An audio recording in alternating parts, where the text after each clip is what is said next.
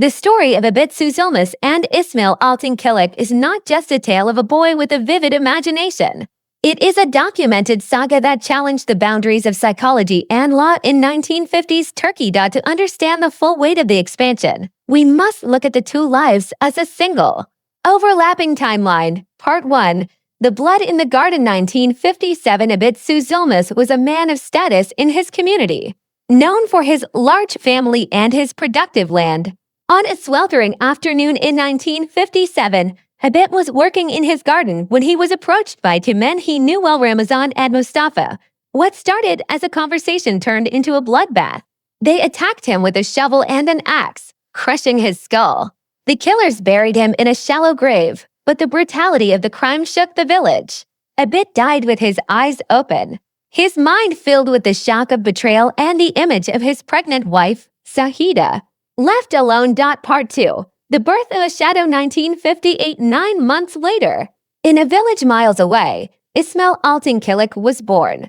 He was a healthy baby, but as soon as he could form sentences, the shadow of Abit began to emerge. While other toddlers asked for toys, Ismail asked for his other children. He would wake up screaming about being hit in the head. He refused to answer to the name Ismail, often corrected his mother by saying, "I am Abit.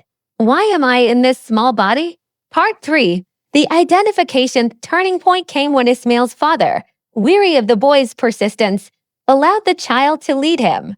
At age 3, Ismail was taken to Abit's former village, the Navigation. Without any map or guidance, Ismail walked through the village center. He ignored the new buildings and pointed to a vacant lot, saying, "There used to be a stable here." Older villagers confirmed he was correct. The widow's test. When he reached Abit's house, he saw Sahida. Instead of shying away like a toddler meeting a stranger, he ran to her, hugging her legs and weeping. He began to recount a specific argument they had over a debt just days before Abit's death, a private conversation that had never been shared with anyone else. The hidden evidence. Ismail walked to a specific wall in the house and claimed he had hidden money behind a loose brick. When the brick was removed, the money was found, untouched since the day of the murder. Part 4.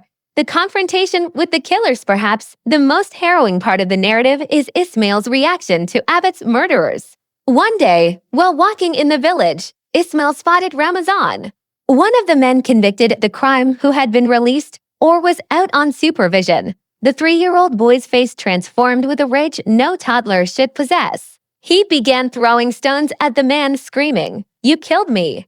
You hit me with the shovel." The man turned pale and fled the scene.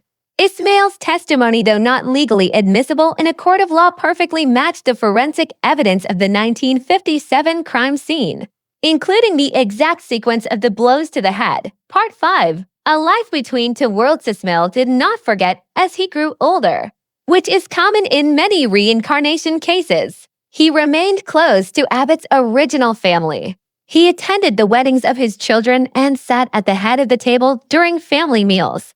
Accepted by Abit's adult sons as the spiritual return of their father, he lived a bifurcated existence, a young man growing up in modern Turkey, while simultaneously carrying the memories, grudges, and loves of a middle-aged man who had been dead for decades.